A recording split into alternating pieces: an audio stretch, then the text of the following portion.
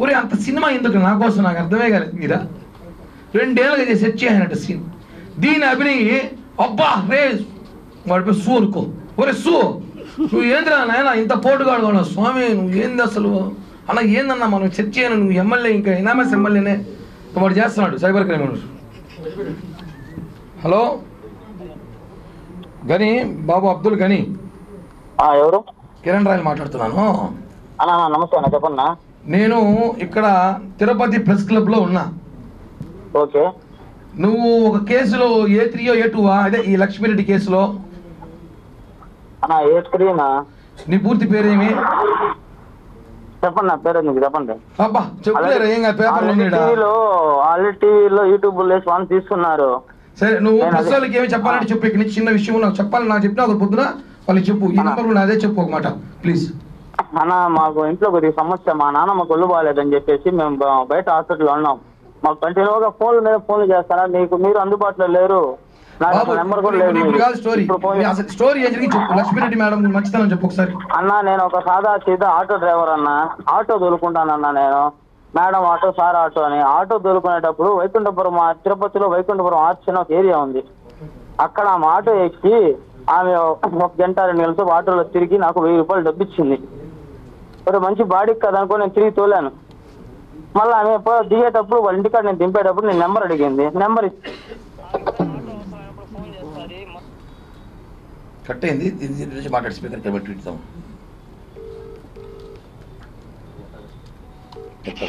చెప్పు చెప్పు చెప్పు. ఎప్పుడైనా మందు కావాలంటే 100 పేపర్స్ మిలిటరీ అని ఒక ఆయన అన్నాడు, సుబ్రహ్మణ్యం అని. వాళ్ళ పేర్లు ఎందుకులే కానీ చెప్పు. మందు కింద తీసుకొచ్చి చేస్తాను. ఒక స్లిప్ రాయిస్తుంది. ఆ స్లిప్ తీసుకెళ్తే మెడికల్ షాప్ లో ఎవరికి ఏమని అడిగి ఒక 10-20 మాత్రలు ఇస్తాను. అట్లా ఇచ్చేటప్పుడు నాకు 500 600 ఇస్తాను. మనకు మందు బాడీ దొరికింది. రోజంతా తొలితే వెళ్ళిపోతుంది కష్టంగా ఉంది. ఇప్పుడు తిరుపతిలో ఈ ఫోన్ చేయడంతో మనకు 500 ఇస్తాను.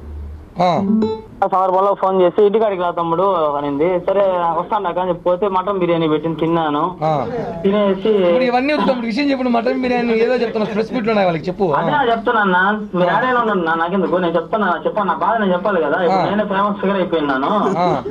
నేనేం చేశాను ఇట్లా చెప్పాను. అక్క నాకు ఎటువంటి సంబంధము లేదు ఏమి అనే విషయంలో చెప్పుకోవాలంటే ఆమె అకౌంట్ ఒక బ్యాంక్ పేపర్ తెప్పించి IDFC బ్యాంకులో సంతకం పెట్టి మొత్తం ఏం అంటే పెట్టి తమ్ముడు నేను ఉన్నా కదా నీకు నేను చూసుకుంటా అని చెప్పి ఆ అకౌంట్ నెంబర్ పెట్టుకున్నప్పుడు నాకు ఒక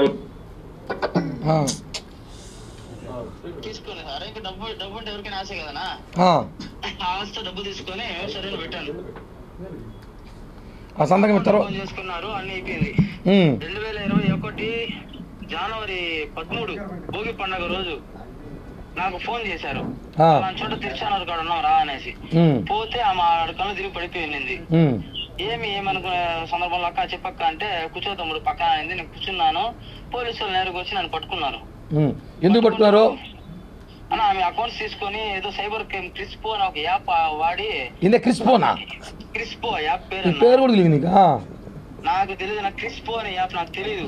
నేను పోలీస్ స్టేషన్ జైపూర్కి వెళ్ళిన తర్వాత అక్కడ పోలీసులతో నేను మాట్లాడే మాటల్లో వాళ్ళు నాకు చెప్పారు. ఇక్కడ ఎందుకు అమ్మాయిని మిమ్మల్ని ఎందుకు తీసుకెళ్లారు? మీ ఇద్దరిని అమ్మాయిని ఎందుకు వదిలేశారు?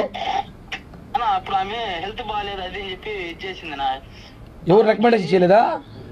ఎవరు చేయలేదన్న మమ్మల్ని. అమ్మాయిని తీసుకెళ్లారు, ఎవరు ఆపలేదు, ఏమి ఆపలేదు. ఆ అమ్మాయి వదిలేసి తీసుకెళ్లారు. మైగ్రేన్ ఉంది, హార్ట్ లో హోల్ ఉంది అని కథలు చెప్పి ఆమె తప్పించుకునింది.